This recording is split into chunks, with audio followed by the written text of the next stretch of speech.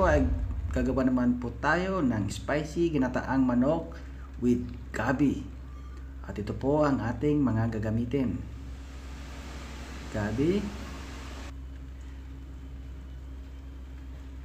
garlic powder, black pepper powder, patis or fish sauce, paprika, onion, at meron tayong ginger and garlic at coconut milk, at ang ating na-slice na gabi or sliced taro. At ito po ang ating ating manok. Nilinis ko po mabuti, 3 kilo po ito. Ngayon po ay paghalu-haluin po natin. Hindi ko po ginigisa. Halo-halo po natin lahat. Pagsabay-sabayin na po natin ang paminta, powder, garlic powder, patis,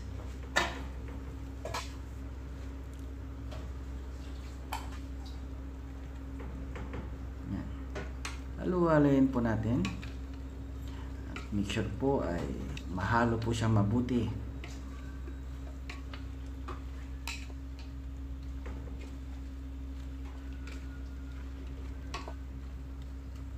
Yan. At ilalagyan ko na rin po ang paprika.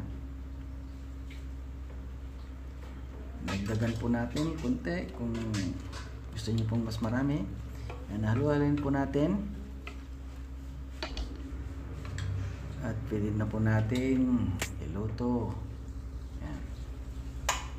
Takpan po natin. At sangkutsa po ang tawag dyan. Sasangkutsa po natin. Yan. At haluin po natin para hindi po siya magdikit. Hindi po siya masunugan sa ilalim. Yan. Takpan muli natin. Ayan, medyo okay na po siya at pwede na po nating halu-halun muli.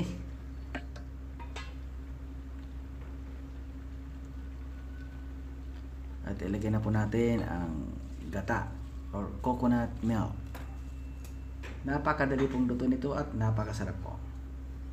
At maglalagay na po rin po ako ng red chilies or pulang sili.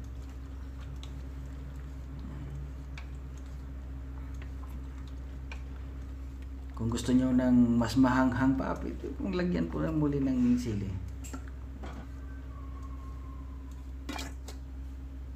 Yan, takpan po natin. Yan. At dagdagan po natin ng gata muli. Mas maraming gata, mas masarap po. Ayan. At pwede na po natin ilagay ang ating taro, ang gabi,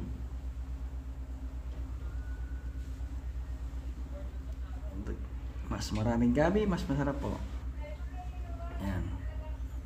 At takpan po natin. Habang pinatakpan po natin, shoutout po kay Yuan Zane, ang pamangking kong gwapo. Shoutout sa iyo, ingat lagi.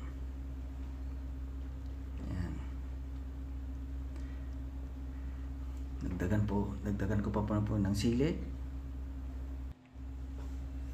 Ayan, okay na po siya. Luto na po ang ating spicy ginataang manok with gabi. At medyo malapot-lapot na po ang kanyang sabaw. Ayan po ang ating nalutong spicy chicken at spicy ginataang manok with gabi. Ayan.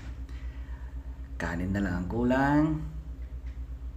Mapaparami ang kain natin nito. At kung nagustuhan niyo po ang video na to, pasubscribe na lang po, like and share, at huwag po kalimutan pindutin ang notification bell at sa gayon updated po kayo sa aking mga putay pang lulutuin. Salamat po!